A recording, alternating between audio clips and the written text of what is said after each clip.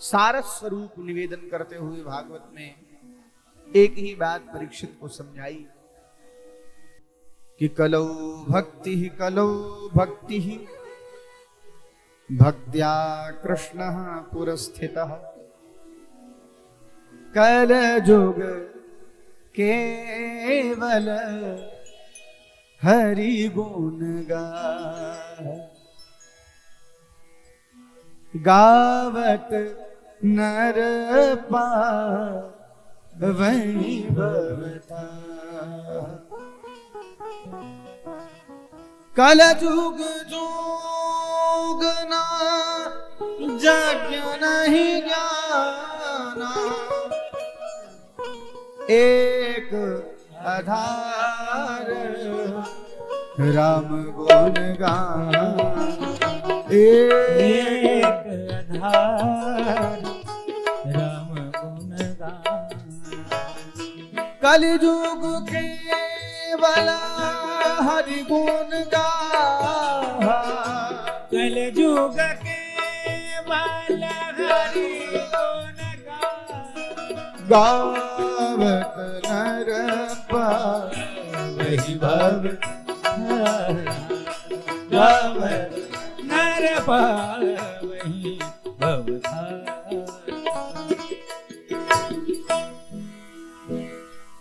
बहुत सारे चरित्र सुनाए, दत्तात्रेय चरित्र इत्यादि सुनाया, लेकिन अंत में भगवान के नाम की ही महिमा गई। और इस कलिकाल में जो पुण्य हमें सतयुग में बड़े बड़े यज्ञों से प्राप्त होता था, वह कलयुग में केशव के कीर्तन से प्राप्त हो जाता है। बोली भक्तवत्सल भगवान की। जन्मेजय ने, परीक्षित के पुत्र जन्मेजय ने सर्पों को विनष्ट करने का एक यज्ञ किया, लेकिन तक्षक ने कश्यप नाम के ब्राह्मण को कुछ धन देकर उस यज्ञ को बंद करने को कहा, बंद कर दिया। यद्यपि परीक्षित ने, जन्मेजय ने अपने पिता परीक्षित को बचाने के लिए एक ऐसे विषवैद्य को बुलाया कि चाहे कितना भी विषैला सर्प काटे, अभिमंत्रित करके जल सिंचन से मृतप्राय सर्प का काटा हुआ व्यक्ति जीवित हो जाता था। तो जन्मेजय ने उसको बुलाया। इधर तक्षक, 7 दिन बीत गए, तक्षक सायंकाल की बेला तक्षक आने वाला था।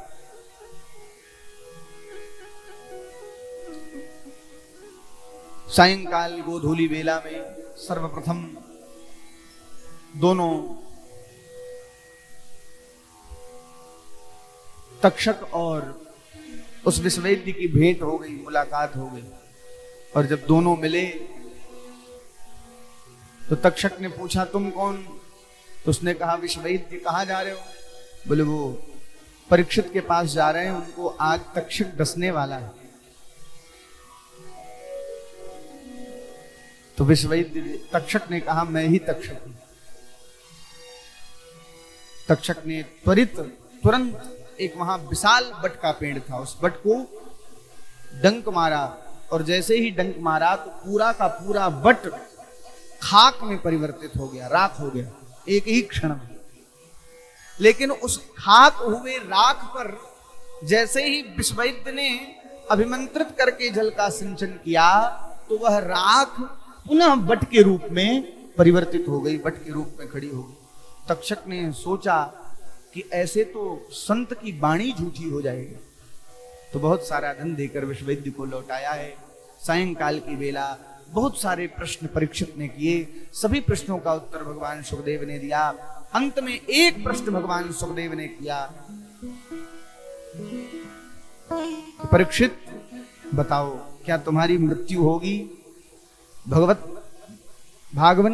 की कथा को श्रवण करके परीक्षित को आत्म तत्व का बोध हुआ, और परीक्षित ने कहा कि मैंने जन्म कब लिया था जो मेरी मृत्यु हो।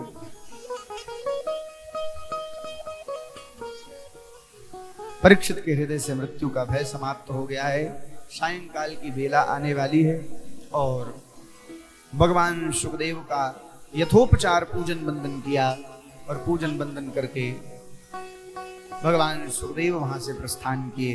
बोलिए श्री सुखदेव भगवान की जय। श्रीमद्भागवत महापुराण की। उसके बाद सायंकाल की बेला संध्या वंदन करने के लिए गंगा में परीक्षित उतरे। कमल के पुष्प पर एक छोटे कीड़े का रूप बना करके तक्षक बैठा था और परीक्षित की दृष्टि कमल के पुष्प पर पड़ी। सोचा कि भगवान सूर्य को अर्घ्य देने के क्रम में यह कमल भी सम्मिलित कर लूं, और जैसे ही कमल का स्पर्श किया तो विशाल स्वरूप लेकर के उस तक्षक ने परीक्षित को डस लिया और परीक्षित का संपूर्ण शरीर ही खाक होकर के गंगा जी में प्रवाहित हो गया। बोल गंगा मैया की।